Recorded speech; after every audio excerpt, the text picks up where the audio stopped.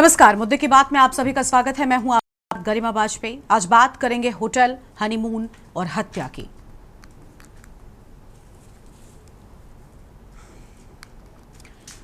इंदौर की सोनम, जिसने महज 28 दिन पहले 7 फेरे लिए, सिंदूर लगाया, व्रत किए और फिर 20 मई को पति राजा रघुवंशी के साथ हनीमून पर शिलांग चली गई। लेकिन वहां से जो खबर आई उसने पूरे घर परिवार को नहीं बल्कि पूरे देश को हिलाकर रख दिया। राजा की लाश गहरी खाई में मिली और सोनम लापता हो गई। अब 17 दिनों के बाद कहानी में एक जबरदस्त ट्विस्ट आया है। सोनम जिंदा मिली है। यूपी के गाजीपुर से पुलिस ने उसे हिरासत में ले लिया है और खुलासे ने सभी को चौंका दिया है। सूत्रों के मुताबिक सोनम का पहले से किसी और युवक के साथ में अफेयर और उसी के चलते पति राजा की हत्या की सोनम ने साजिश रची। राजा को प्रेम जाल में फंसाकर शिलांग ले जाया गया, जहां उसे सुनियोजित तरीके से मौत के घाट उतार दिया गया।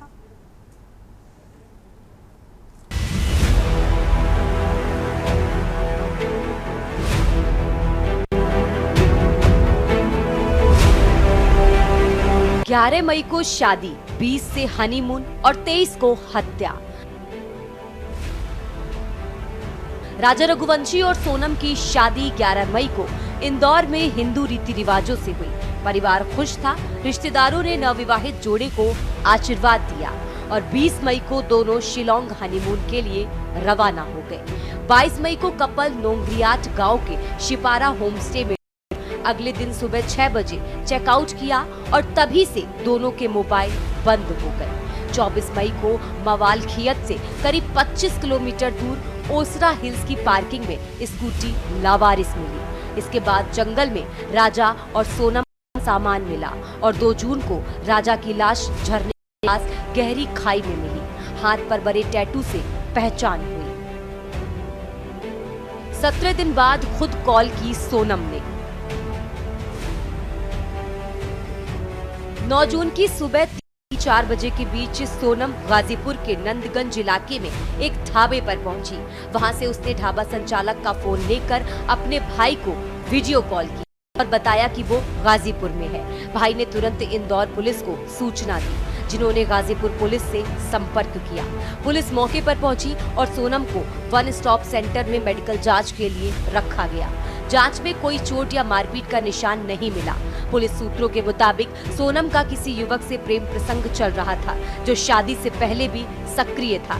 शादी के बाद भी दोनों संपर्क में रहे। सोनम ने राजा को रास्ते से हटाने की साजिश रची और अपने प्रेमी के साथ मिलकर शिलांग में हत्या को अंजाम दिया।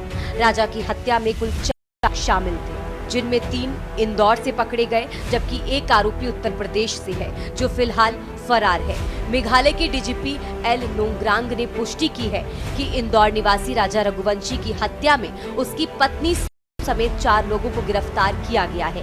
गाजीपुर से हिरासत में ली गई सोनम से पूछताछ जारी है। सीसीटीवी फुटेज और ऑडियो कॉल ने खोले कई राज।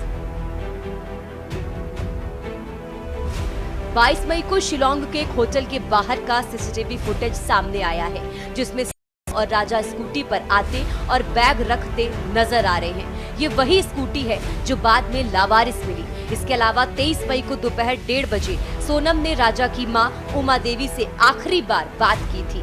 कॉल में सोनम ने कहा था, मां ये मुझे जंगलों में घुमा रहे हैं, झरना देखने आए थे। इसके आधे घंटे बाद फोन बंद हो गया।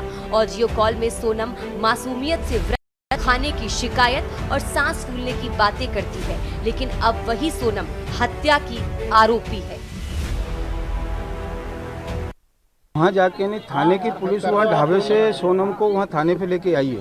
अब वो थाने पे है। वो बिल्कुल आरोप 100% गलत आरोप लग रहे हैं। जो आरोप जो लगा रहे हैं वो गलत लगा रहे हैं, क्योंकि वहाँ की जो पुलिस है वो बिकी हुई है। गुंडा इनके साथ में वो पुलिस चल रही है। पूरा थाना माने ये समझिए सस्पेंड होकर जेल में जाएगा, अगर वहाँ सही ढंग से काम हुआ तो, ठीक है ना।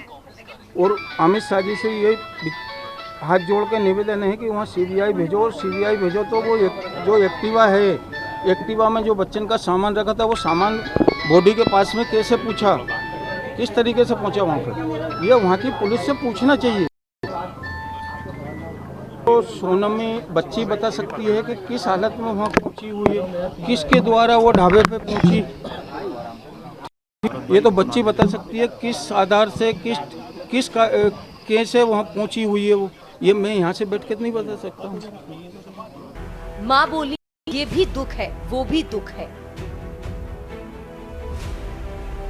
इसी बीच सोनम की मां संगीता सोनम का भी बयान आया है। उन्होंने एक न्यूज एजेंसी से बात करते हुए कहा कि धन्यवाद जो मिल गई है, ये भी है वो भी दुख है, लेकिन अभी तो राजा के कातिल का भी पता लगाना है। संगीता ने कहा कि क्या ये सही है और क्या ये गलत है, ये तो जांच में ही पता चलेगा। क्या मैं ही बताऊं, बेटी मिल गई है, लेकिन सच क्या है अब तो आगे की चीजों का हमें ही सामना करना पड़ेगा। फिलहाल इंदौर पुलिस के साथ साथ शिलांग पुलिस भी गाजीपुर पहुंच रही है। गृह मंत्री से सीबीआई जांच की मांग। वहीं मध्य प्रदेश के सीएम मोहन यादव ने मामले में सीबीआई जांच की मांग की है। मोहन यादव ने सोशल मीडिया साइट पर लिखा कि संकट की इस घड़ी में मध्य प्रदेश सोनम रघुवंशी के परिवार के साथ खड़ा है। मैंने इस संबंध में मेघालय के मुख्यमंत्री से चर्चा की है। मध्य प्रदेश के वरिष्ठ पुलिस अधिकारी मेघालय के अधिकारियों के साथ निरंतर संपर्क में हैं। मोहन यादव ने आगे लिखा, इस प्रकरण में सीबीआई जांच आदेशित करने हेतु मैंने केंद्रीय गृह मंत्री अमित शाह से आग्रह किया है। सोनम रघुवंशी की सुरक्षित वापसी हेतु संभव प्रयास किए जा रहे हैं। बता दें कि इंदौर के रहने वाले राजा रघुवंशी और सोनम रघुवंशी की कुछ महीने पहले ही शादी हुई थी। कपल ने मेघालय में हनीमून बनाने की प्लानिंग की। शिलांग जाने के कुछ दिनों बाद ही दोनों पति पत्नी लापता हो गए थे। इसके बाद घर वालों ने शिलांग पुलिस से संपर्क किया। काफी खोजबीन के बाद राजा रघुवंशी की लाश बरामद हुई थी, लेकिन सोनम रघुवंशी का अब तक कुछ पता नहीं चला। परिवार ने पुलिस पर लापरवाही बरतने का भी आरोप लगाया है। परिवार को पुलिस पर भरोसा नहीं। इसके पहले राजा के भाई विपिन और सचिन ने कहा था कि एसआईटी भी जांच में लापरवाही कर रही है। जिस जगह पर राजा की आखिरी लोकेशन मिली, उस जगह से एसआईटी ने पीएसटीएन डाटा एकत्र क्यों नहीं किया। सोनम के भाई गोविंद को भी जान का खतरा बताया। देखिए, मेरी बात रात को गोविंद से करीब अपने 2 बजे करीब बात हुई थी मेरी, और गोविंद ने कहा था भैया मेरी सोनम से बात 2 बजे करीब, और सोनम ने कहा भैया मैं यहाँ पे हूँ अभी भी, और अपने करीब यूपी में। और यूपी में कंफर्म उसको सोनम को इसलिए नहीं था, तो वहाँ पे जो 2 लोग थे जिनके ने फ़ोन पे बात करी सोनम ने थी, तो सोनम ने कहा था बोले मैं बिट्टी बोल रही हूँ, उसका नाम घर का नाम बिट्टी है। तो गोविंद ने कहा तो बिट्टी बोल रहे थे, मुझे वीडियो कॉलिंग कर, मुझे कंफर्म कर पहले तू है तो कौन है दूसरा है। तो उसने जब सारी बातें वीडियो कॉलिंग पे करके क्लियर करी, फोटो दिखाई उसने, वीडियो कॉलिंग करी उसने, तो सोनम को समझ गया था वो। तो गोविंद बोले हाँ सोनम ही है। तो फिर हम लोगों ने वहाँ पे जैसे कि यूपी पुलिस जो है उनसे संपर्क करा, और संपर्क करके फिर उनको गया सर वहाँ पे सोनम रघुवंशी जो है एक जंगल में अकेली खड़ी है, तो आप वहाँ पे चले जाइए और जाके वहाँ से उसको ले आइए। तो यूपी पुलिस वहाँ पे आना हुआ है, वो सोनम को सेफ लेके गई है वहाँ से। और अभी सोनम जो है, सोनम अभी आरोपी मानी नहीं गई है। उसमें जो आरोप लगाए गए अभी अलग गए हैं, जो 3 लोग अभी इंदौर में जो पकड़े गए हैं, जब तक सोनम रघुवंशी मुझसे नहीं बोल देगी तब तक हम लोग मानने को राजी नहीं बात को। इंदौर की सोनम रघुवंशी की शादी को महज 28 दिन ही हुए थे, लेकिन प्यार, व्रत और हनीमून की इस कहानी ने खौफनाक मोड़ ले लिया है। पति राजा की लाश गहरी खाई में मिली और सोनम रहस्यमयी ढंग से गायब। अब क्या ये मामला एक सोची समझी साजिश है या कोई छुपी हुई सच्चाई? अब पूरा देश इसी सवाल का जवाब जानना चाहता है।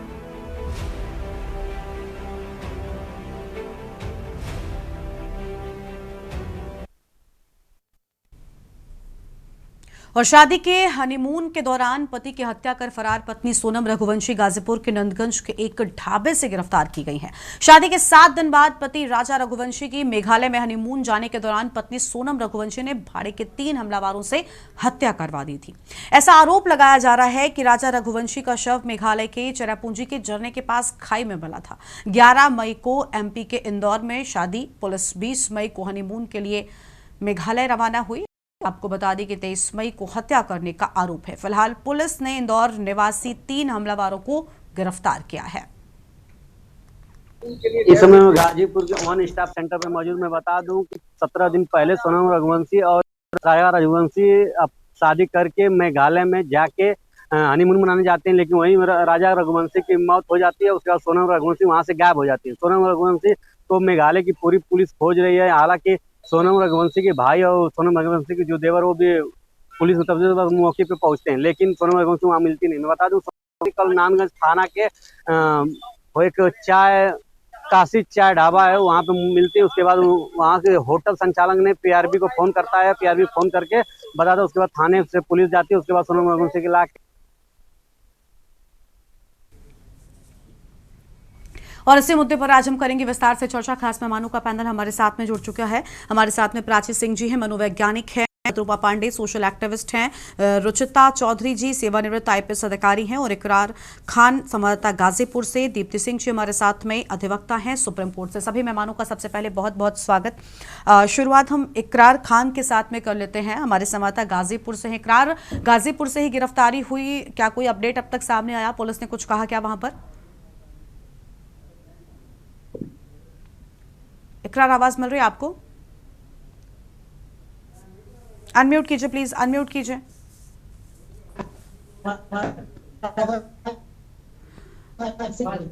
इकरार की आवाज नहीं मिल पा रही, इकरार के पास वापस लौटेंगे। अन्य मेहमानों को जोड़ लेते हैं। प्राची सिंह जी हैं, मनोवैज्ञानिक हैं, बहुत स्वागत मैम आपका। प्राची जी, क्या कहना चाहेंगी? शादी सबसे मजबूत बंधनों में से एक माना जाता है। कहते हैं कि 7 वचनों के बाद लोग 7 जन्मों तक साथ रहने का वादा कर लेते हैं, लेकिन मुझे लगता है इस पूरी घटना में 7 दिन भी रिश्ता नहीं चला। और जिस तरीके से सोनम पर आरोप लग रहा है अपने पति की हत्या किए जाने का, हमारा समाज किधर जा रहा है? रास्ते और भी थे। अगर सोनम का अफेयर किसी के साथ भी था तो सोनम उससे शादी कर सकती थी। अगर परिवार वाले जबरदस्ती कर रहे थे तो मना कर सकती थी, लेकिन हत्या का विकल्प चुनना क्यों आखिर लोग ऐसा कर रहे हैं? लगातार ऐसे मामले समाज में बढ़ रहे हैं। जी धन्यवाद। नमस्कार, मैं प्राची। असल देखिए, दो जो रिश्ते हैं आजकल के, जिस तरीके से घटनाएं आ रही हैं, चाहे वो मुस्कान का रहा हो, चाहे वो ये सोनम का और राजा रघुवंशी का रहा हो, इनमें कई तरीके की चीजें होती हैं। एक तो आजकल के जिस तरीके के रिश्ते हैं, लोग 1 महीना रिश्ता रखते हैं फिर तोड़ देते हैं, बॉयफ्रेंड गर्लफ्रेंड वाला सीन चल रहा होता है। तो इसमें सबसे बड़ी जो भूमिका होती है वो पेरेंट्स की सबसे पहले आती है।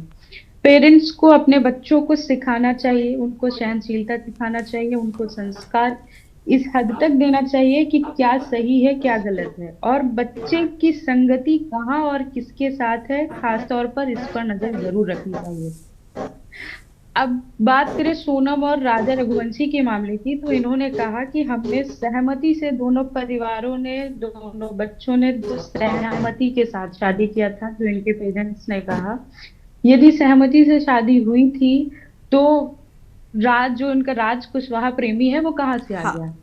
मैं एक बार ये मानती हूँ कि जब के ऊपर किसी तरीके का प्रेशर पड़ा तो उसने शादी के लिए हाँ भी कर दिया, दोनों की सहमति हो गई कि ठीक है मैं शादी करता हूँ। लेकिन जब शादी के बाद फिर से बातचीत होने लगती है तो वहां पे प्रेमी या जो भी होता है वो ब्रेन वॉश करने लगता है। वहां समझदारी पेरेंट्स को दिखानी चाहिए, बच्चों को खुद दिखानी चाहिए कि अगर कोई ऐसी बात है, यदि किसी को छोड़ दिया है तो फिर छोड़ दिया है। माता पिता को इतना ध्यान रखना चाहिए कि यदि किसी तरीके का अफेयर है तो उस शादी में जाने से पहले पूरी तरीके से सुनिश्चित कर लें कि हाँ, जो अफेयर था वो खत्म हो गया है या नहीं हो गया है। उसके बाद ही, क्योंकि ये 2 परिवारों का मामला होता है और आजकल के जो रिश्ते हैं, मैं परिवार परामर्श में एक दिन बैठी थी तो मैंने देखा वो केस आया, उन्होंने कहा कि मुझे मेरे 6 बजे उठाने के लिए बोलते हैं, तो वो तलाक की बात चल रही थी उनकी, जिसमें समझौता कराया जा रहा था। तो इस तरीके के मामले आ रहे हैं। जो आजकल की लड़कियां हैं उनमें सहनशीलता बहुत कम है। बिल्कुल, शायद यही वजह है कि ऐसी घटनाएं जो है वो समाज में लगातार दिन प्रतिदिन बढ़ती जा रही हैं। ठीक है मैम, लौटेंगे आपके पास में। शत्रुपा पांडे जी हमारे साथ में हैं, सोशल एक्टिविस्ट हैं। शत्रुपा जी, आपकी आवाज मिल रही है। मैम, क्या कहना चाहेंगी? औरतों के अधिकारों, औरतों को सशक्त करने के लिए न जाने कितने अभियान चलते हैं, लेकिन जब ऐसे मामले सामने आते हैं तो बहुत सारे सवाल अपने पीछे छोड़कर जाते हैं। एक तरफ महिलाओं पर इतने, कहते ना, एक दौर था जब दहेज प्रथा, घरेलू हिंसा, इन सारे मामलों से पीड़ित थी महिलाएं, लेकिन अब अगर केसों पर नजर डालें तो पुरुषों के साथ भी कुछ ऐसा ही हो रहा है। गरिमा जी, देखिए, हमारा समाज घोषित रूप से पितृसत्तात्मक समाज है। अब उसमें ये तो नहीं कहा जा सकता है कि जो स्त्री पुरुष पति ही पितृसत्तात्मक, उसको पिता के तौर पर भी देखा जा सकता है। तो आपने बिल्कुल सही कहा कि ये सदियों से पहले खुद प्रताड़ित रही है। भारतीय स्त्री प्रताड़ना सहती हुई आई है। और मुझे लगता है कि एक वो दौर आ जाता है कि अभी भी देखिए भावनात्मक और सामाजिक और आर्थिक इतने तरह के दबाव लड़की पर होते हैं। देखिए ये घटना तो बहुत दुर्भाग्यपूर्ण और बहुत ही दुखद हुई है। एक निर्दोष ने अपनी जान गंवा दी और ये लगातार कई घटनाएं ताबड़तोड़ भारत में हुई हैं, जिससे पूरा भारतीय समाज सहम गया है कि भारतीय स्त्री को अचानक सवालों में क्यों आना पड़ा है। तो इसके पीछे वो आपने बिल्कुल सही कहा कि ये इनके साथ पहले दहेज प्रथा, उनकी पढ़ाई में दिक्कत, आज भी कमोबेश बहुत जगह ऐसा हाल है जहां बेटियों को वो स्वतंत्रता नहीं मिल रही है। लेकिन ये जो घटनाएं घटती हैं जो जो बहुत हिलाने वाली है, ये अभी भी महिला सशक्तिकरण पर पलीता लगाने के लिए बहुत काफी है। बहुत सी बेटियों की पढ़ाई, उनकी स्वतंत्रता, उनके शादी विवाह, सब पर बहुत बड़ा एक समय गलत आने वाला है अगर समय से चेतन। मैं तो स्पष्ट शब्दों में कहूं कि शादी विवाह जैसे और तलाक जैसे मसलों में अब भारतीय सामाजिक व्यवस्था को थोड़ा लचीला, थोड़ा सरल रुख रखना पड़ेगा। देखिए देखिए आपने दबाव आपने बहुत अच्छी बात कही। अभी आपने एक शब्द इस्तेमाल किया कि सामाजिक जो ढांचा है उसको थोड़ा लचीला करना पड़ेगा।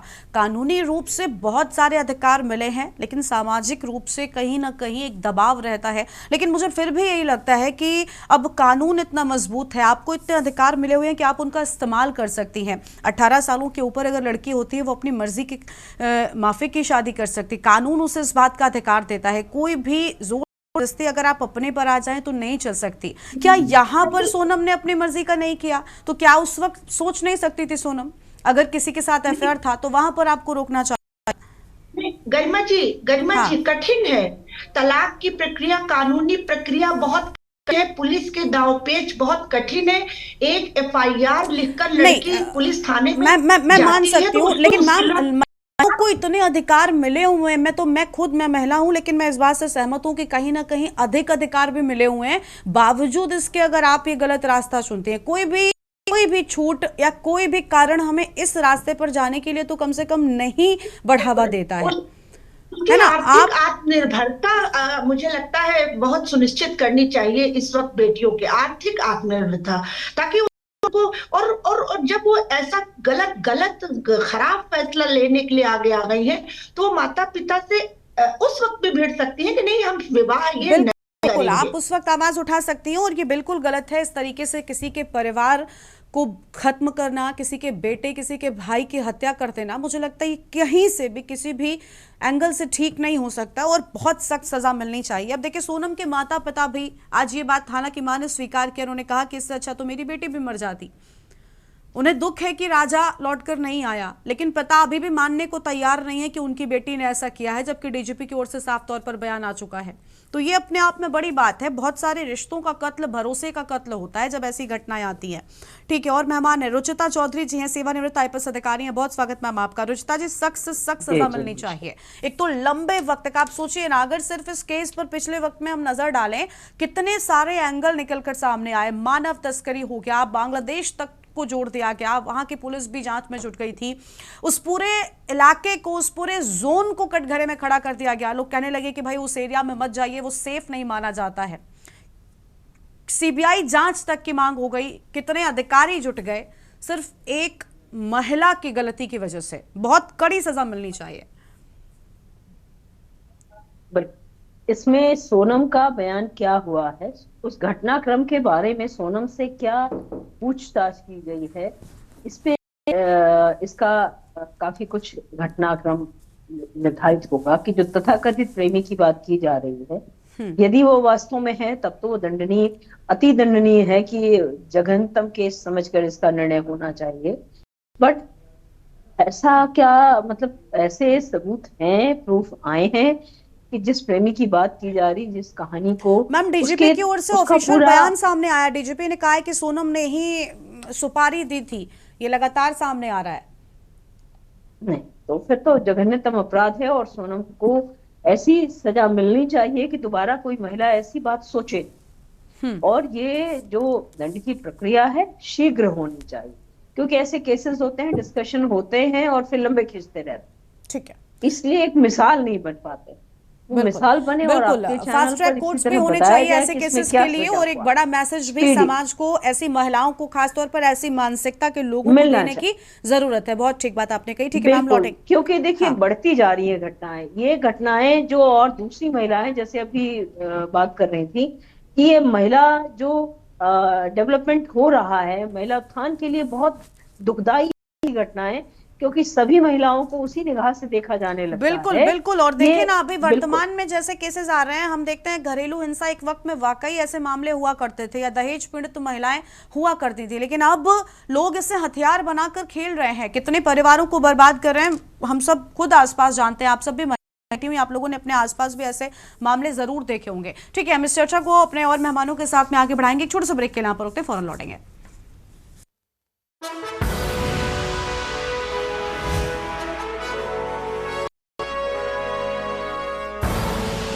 आप देख रहे हैं के न्यूज, खबरों का सारथी।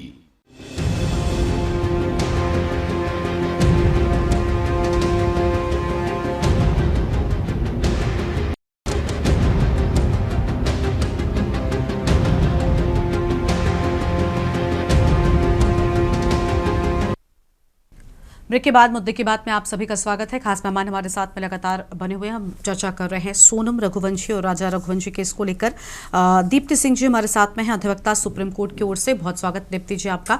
दीप्ति जी, क्या कहना चाहेंगी? पूरे मामले में कई सालों को कटघरे में खड़ा किया गया था, कई सारे लोगों को लेकर सवाल उठ रहे थे, लेकिन एक लंबे वक्त के बाद जो सच आज सुबह निकलकर सामने आया सोनम की गिरफ्तारी के बाद, वो कुछ और था। जब भी कोई मामला इस तरीके से हो जो जिसमें गंभीर आरोप लगते हैं, तो उसमें जब हम मीडिया ट्रायल करने लगते हैं तो क्या होता है कि जैसे भीड़ में कोई एक को पीट रहा है तो 100 लोग आते हुए वो पीटने लग जाते हैं बिना यह जाने की कुछ बात क्या है, सच्चाई क्या है। सिमिलरली अभी भी यही होगा।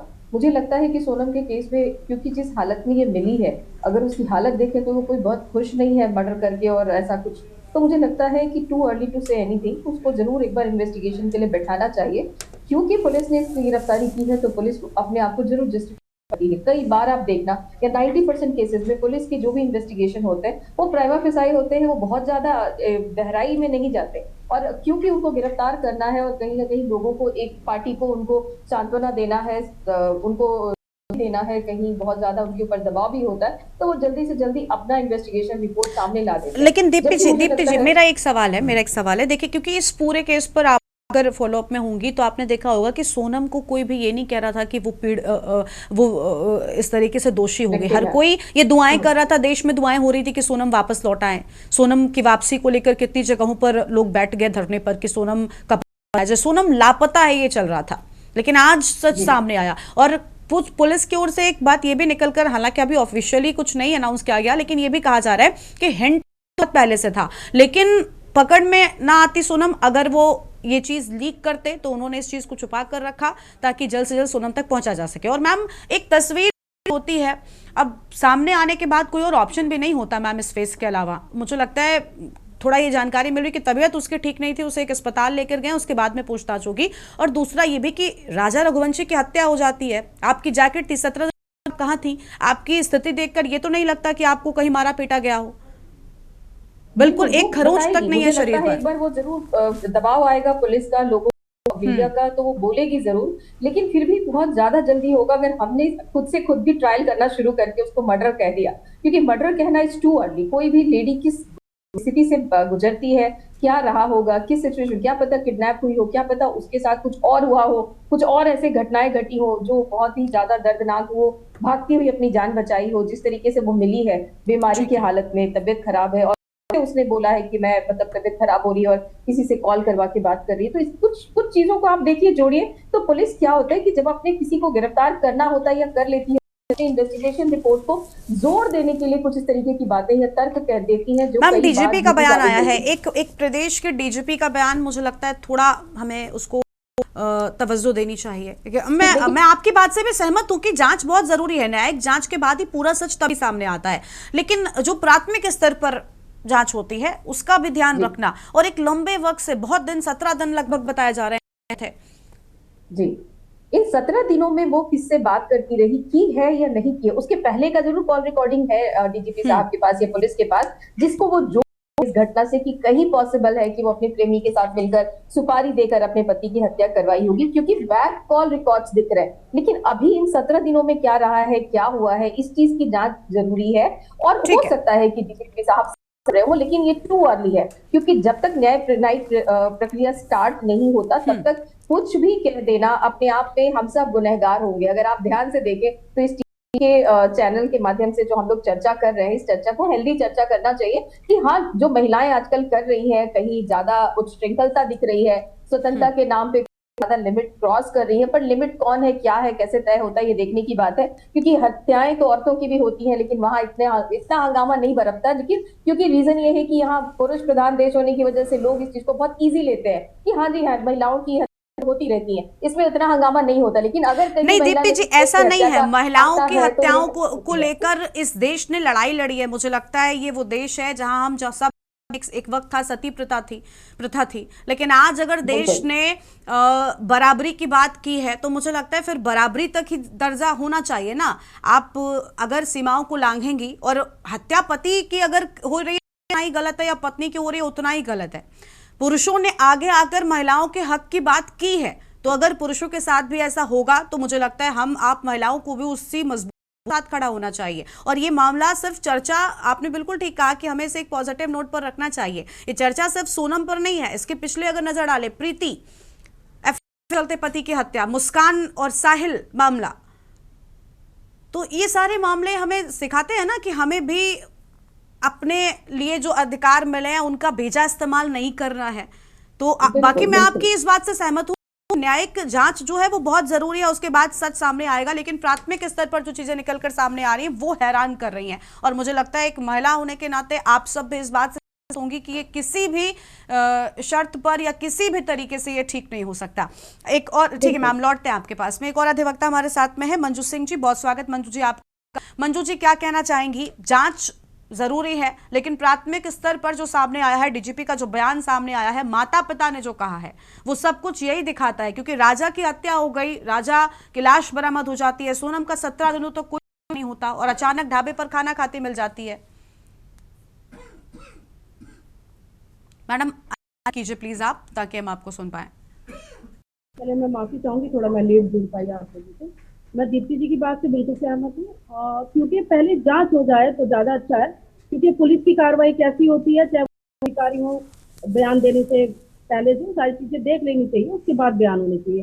देखिए, हम भी मानते हैं कि आजकल महिला जो है वो थोड़ा सा अपने लिमिट क्रॉस कर रही है, लेकिन ये लिमिट क्यों क्रॉस हो रही है, किस वजह से हो रही है, इसकी भी पूरी तफ्तीश कर ले वो लोग। उनके माता पिता से जो बात हुई है, जो भी है, तो जो बताया जा रहा है, उनके बयान क्या है, अभी वो जिस तरह से मिली है, जिस हालात में, कहीं ना कहीं तो संदेह के घेरे में सारी चीजें हैं। बताया जा रहा है कि भाई उन्होंने कॉल किया है, या जो ढाबे वाला उन्होंने कॉल किया है, तो अभी कुछ चीजें खुल के नहीं है। जब तक जांच पूरी ना हो जाए हम लोग कोई एलिगेशन पे नहीं लगा सकते। उनके साथ क्या हादसा हुआ वो वही बता सकते हैं, या उनकी कॉल डिटेल है, या पुलिस की रिपोर्ट है, या जांच है, जो भी है वो खुल के आएगा तभी होगा। क्योंकि कुछ केसों में हुआ था, मुलजिम घोषित कर दिए जाते हैं, 20-20, 22-22 साल वो जेल में रहते हैं, और उसके बाद निर्णय आता है कि वो बेगुनाह है।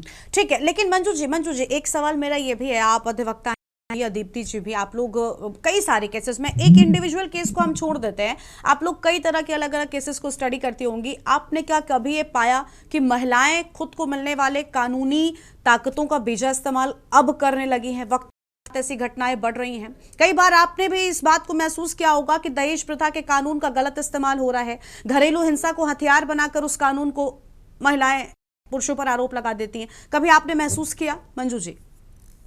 बिल्कुल गरिमा जी, मैं आपकी बात से सहमत हूँ कि बिल्कुल इनका जो है इस्तेमाल गलत होता है। फर्जी मुकदमे दर्ज होते हैं, और काफी उसमें जो न्यायालय है वो भी पक्ष में दे देते हैं उनको सारी चीजें, क्योंकि जो जज बैठे होते हैं बहुत समझदार होते हैं, वो सारी चीजें देखने के बाद ही निर्णय लेते हैं। मुकदमे तो दर्ज हो जाते हैं, लेकिन निर्णय तो न्यायालय लेता है, तो वहां पे वो सारी चीजें खुल के आ जाती है। ठीक है, तो ये मैं बिल्कुल मानती, फर्जी मुकदमे दर्ज होते हैं। तो ये फर्जी मुकदमे कहीं ना कहीं उन सही मामलों को भी सवालों में खड़े कर देते हैं। दीप्ति जी, मेरा सवाल देखिए जब गलत इस्तेमाल होता है ना, तो इसमें फिर जांच एक अलग लिहाज से होने लग जाती है। जो पुलिसकर्मी होते हैं, मैं बहुत निचले स्तर की जांच की बात कर रही हूं, क्योंकि उन लोगों को भी पता होता है कि कितनी आसानी से कोई भी महिला, अगर मारपीट का भी मामला है, उसने तुरंत दहेज प्रथा और कितनी धाराएं लगवा दी। उसके बाद जो ऐसे सही मामले भी आते हैं, उनको भी सीरियसली नहीं लिया जाता। जी बिल्कुल, ये बात तो देखने को हमें है बहुत ज्यादा। कुछ महिलाएं आजकल उनको पता है कि कानूनी तौर पे उनकी कुछ शक्तियां हैं, उनको कुछ प्रिविलेजेस मिले हुए हैं जिसका वो पूरी तरह से फायदा उठाती हैं। अब आप ये तो माना कि जहाँ पे जो भी शक्तियां मिलती है उसका गलत इस्तेमाल भी किया जाता है। कई बार जिन चीजों का भी निर्माण किया जाता है, आप देखना कि उसका नेगेटिव और पॉजिटिव दोनों साइड होते हैं। लेकिन इसके कहने से ये मात्र कुछ महिलाएं, अगर 100 महिलाएं हैं कुछ करती है, तो हमें बाकी 75 करोड़ महिलाओं का ध्यान रखना पड़ेगा, क्योंकि 50% अगर आबादी महिलाओं की, तो ये मानना पड़ेगा कि कुछ महिलाओं के लिए, संख्या वाली आबादी की महिलाओं को बिल्कुल उनके प्रिविलेजेस को उनका कम नहीं करना चाहिए, क्योंकि आज भी प्रताड़ित महिलाएं ही हो रही हैं, आज भी भ्रूण हत्याएं महिलाओं की ही हो रही हैं। भ्रूण में आप देखिएगा, लड़कों के लिए कोई मर्डर नहीं करता या ना ही कोई जांच होता। अगर जांच के भी जितने भी हॉस्पिटल्स हैं या जो भी केंद्र ऐसे बनाए जाते हैं, वहां सिर्फ ये जांच किया जाता है कि लड़की है क्या, लड़की है तो फिर खत्म कर दो, लड़का है क्या तो उसके बाद मिठाइयां बंट। देखिए ये समाज तो भी बहुत तराजू के अगर पलड़े में बिल्कुल बिल्कुल देखिए दोनों ही पहलू हैं दीप्ति जी, दोनों ही पहलू हैं। एक ऐसा वर्ग भी है जो अभी भी, जिसका आपने जिक्र किया कि भ्रूण हत्याएं भी हो रही हैं, दहेज प्रथा के अभी भी असली मामले सामने आ रहे हैं। लेकिन दीप्ति जी, सहमत आप भी इस बात से होंगी कि ये वो वक्त भी है जब लोग बेटियों को सेलिब्रेट करते हैं। ऐसा नहीं है कि हर एक जगह पर ऐसा हो रहा है, एक वर्ग ऐसा है जिसने आगे बढ़कर उसको सेलिब्रेट किया है।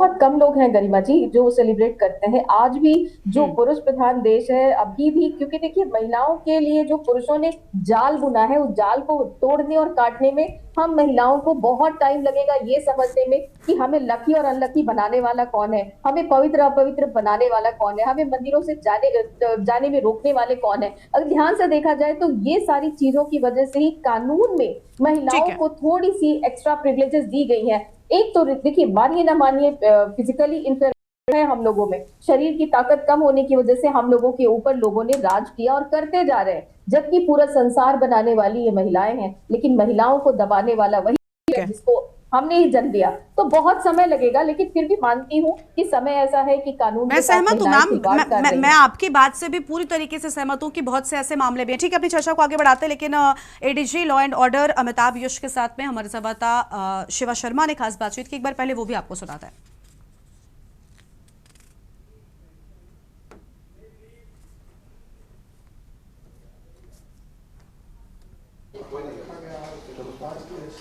मेघालय में राजा रघुवंशी की हत्या के मामले में प्राइम सस्पेक्ट सोनम को आखिरकार यूपी पुलिस ने डिटेन किया है।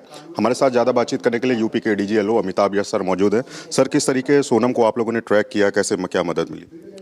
सोनम ने स्वयं सूचित किया अपने परिजनों को अपनी मौजूदगी के बारे में। वो काशी ढाबा जो बनारस मुख्य मार्ग पर स्थित है, वहाँ यूपी पुलिस को मिली।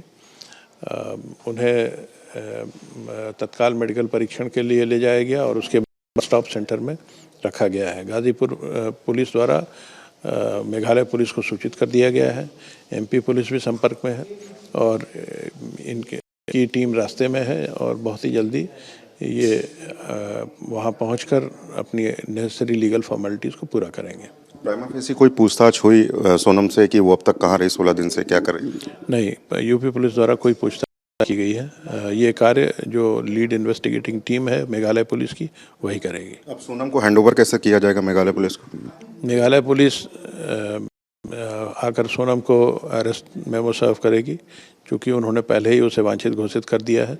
उसके बाद उसका ट्रांजिट रिमांड लेकर वो अभियुक्त को मेघालय ले जाएंगे और वहाँ आगे की कार्रवाई, इंट्रोगेशन इत्यादि करेंगे।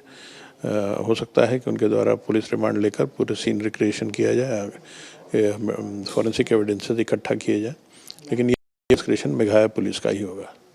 बहुत बहुत शुक्रिया हमसे बातचीत करने के लिए। तो प्राइम सस्पेक्ट है सोनम राजा रघुवंशी हत्याकांड में, और अब मेघालय पुलिस उसको यूपी हैंडओवर लेगी और ज़रूर इस पूरे घटना का रिक्रिएशन भी किया जा सकता है कि आखिरकार राजा रघुवंशी की हत्या किस वजह से और किन परिस्थितियों में हुई है। अब सोनम 16 दिनों बाद कैसे मेघालय पुलिस के जब हाथ लगेगी तो पूछताछ का दायरा ज़्यादा बढ़ेगा और ज़रूर ये जानने की कोशिश की जाएगी कि राजा रघुवंशी की हत्या में सोनम के साथ और कौन कौन लोग शामिल थे। वीडियो जर्नलिस्ट आदित्य के साथ शिवा शर्मा, के न्यूज़, लखनऊ। ठीक है, हमारे साथ में खास मेहमान लगातार बने हुए हैं। देखिए, ADG law and order Amitabh Yash को हमने सुना, उनकी ओर से बताया गया कि देखिए सोनम ने खुद परिजनों से संपर्क किया था, की ओर से पुलिस को जानकारी दी गई। उसके बाद सोनम को फिलहाल पूछताछ के लिए रखा गया है।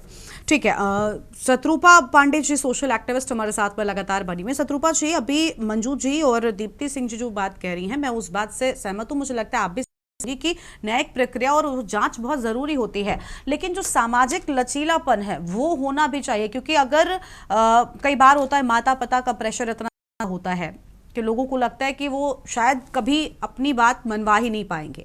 यही वजह है कि लोग गलत रास्ता चुनते हैं। तो हमें समस्या की जड़ तक भी जाना चाहिए कि घटनाएं क्यों हो रही हैं। एक तरफ घटना हो रही है, सजा मिलेगी, सब ठीक है, लेकिन ऐसी घटनाएं क्यों हो रही है, मुझे लगता है उस पर भी सोचना चाहिए। बिल्कुल गरिमा जी, ऐसी घटनाएं बिल्कुल नहीं होनी चाहिए, क्योंकि ये विवाह जैसा बहुत ही गंभीर एक फैसला होता है।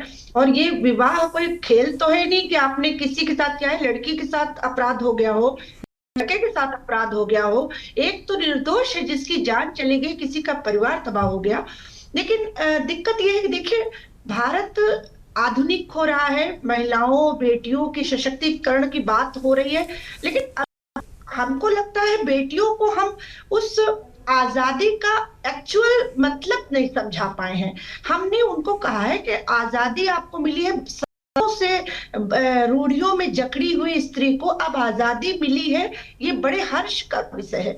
हमको अब चाहे शिक्षा के माध्यम से के संवादों के माध्यम से, किसी भी माध्यम से अब बच्चों को ये बताना है, लड़कियों को स्पेशली, कि ये जो आपको आजादी मिली है, ये आपको आपके करियर को बनाने के लिए मिली है, आपके साथ जो गलत हो उससे लड़ने के लिए मिली है। आज जब मनपसंद सब्जी नहीं होगी वो तो लड़की नहीं खाती है, लेकिन विवाह जैसा फैसला वो तुरंत एक्सेप्ट कर लेती है। ये मुझे समझ में नहीं आई। बिल्कुल, ये दो तरह की बातें हो रही हैं। और सबसे बड़ी बात है कि किसी तरह का दबाव देकर विवाह करवा बिल्कुल बंद होना चाहिए। ये किसी न किसी रूप में, अगर वो विवाह किसी तरह चल भी गया गरिमा जी, तो उस विवाह से उत्पन्न संतानों पर उसका बड़ा बुरा प्रभाव दिखता है। बिल्कुल बिल्कुल ठीक बात आपने कही है। देखिए, ऐसे सामाजिक ढांचे लचीला करना होगा और समाज को भी इन बातों को स्वीकार करना होगा कि आप किसी पर भी किसी भी तरह का दबाव ना डालें, शायद तभी रिश्तों में मजबूती रहेगी और रिश्ते टिक पाएंगे। बहुत शुक्रिया आप सभी महिलाओं का और सभी मेहमानों का भी हमारे साथ जोड़ने के लिए, अपनी बातें रखने के लिए। तो सोनम रघुवंशी को फिलहाल गिरफ्तार कर लिया गया है। अब जांच में आगे क्या कुछ निकलकर सामने आता है देखना बहुत अहम। इस बुलेटिन में इतना ही, लेकिन इसी बीच दिल्ली से एक बड़ी खबर सामने आ रही है। पहले उसका रुख कर लेते हैं। बड़ी खबर आपको हम दिल्ली से बताते हैं, जहां पर 5 साल की बच्ची से दुष्कर्म का प्रयास किया गया। दिल्ली से बड़ी जानकारी आपको बता दें, 5 साल की बच्ची दुष्कर्म का प्रयास, सब्जी मंडी थाना क्षेत्र में मासूम से दरिंदगी।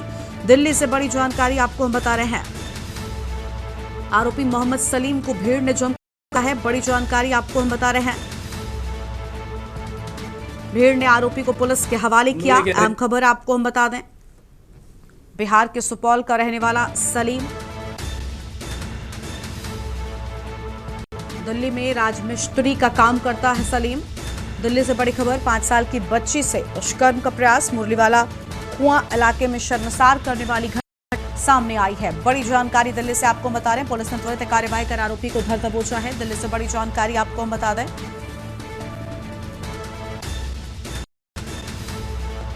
पुलिस ने त्वरित कार्रवाई कर आरोपी को धर दबोचा। और इसी खबर पर बातचीत के लिए हमारे साथ में विशेष संवाददाता अखिलेश सिंह जुड़ चुके हैं। अखिलेश जी, पूरी जानकारी क्या है? 5 साल की बच्ची के साथ दुष्कर्म का प्रयास। दिल्ली में लगातार दुष्कर्म की घटनाएं बढ़नी और वो भी नाबालिगों के साथ घटनाएं एक के बाद एक बढ़ रही है और लगातार घटनाएं सामने आ रही है। दिल्ली में पुलिस प्रशासन भले ही कार्रवाई करने का दावा करता हो, लेकिन इस तरह की घटनाएं नहीं रुक रही हैं और लगातार देश राज्य नेहरू की घटना के बाद हुआ और दूसरी घटनाएं भी सामने आई, लेकिन लगातार इन घटनाओं की वजह से दिल्ली शर्मसार हो रही है, लेकिन कोई कार्रवाई नहीं हो पा रही है। कह सकते हैं ये है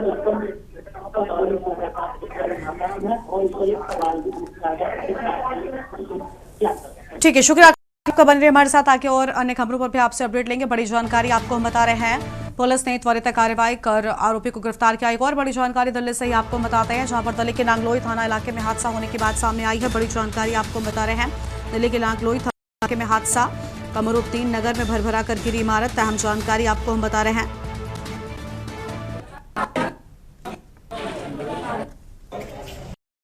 अखिलेश जी हमारे साथ में लगातार बने। अखिलेश जी, घटना में एक शख्स घायल हो गया, इमारत गिरने की बात सामने आई, पूरी जानकारी क्या है? अखिलेश जी से संपर्क टूट गया, जानकारी आपको हम बता दें। घटना में एक शख्स भी घायल हुआ।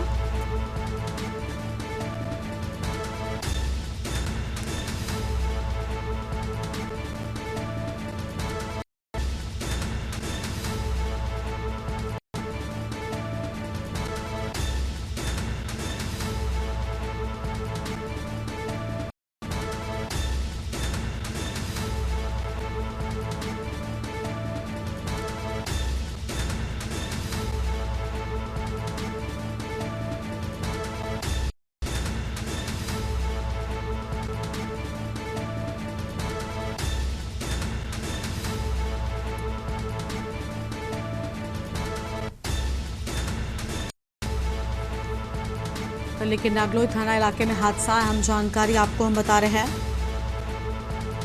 कमरुद्दीन नगर में भरभरा कर गिरी इमारत। अखिलेश जी एक बार फिर से जुड़ चुके हैं। अखिलेश जी, आवाज मिल रही है, पूरी घटना क्या है? एक मासूम बच्चे की मौत हो गई, इमारत गिरी है।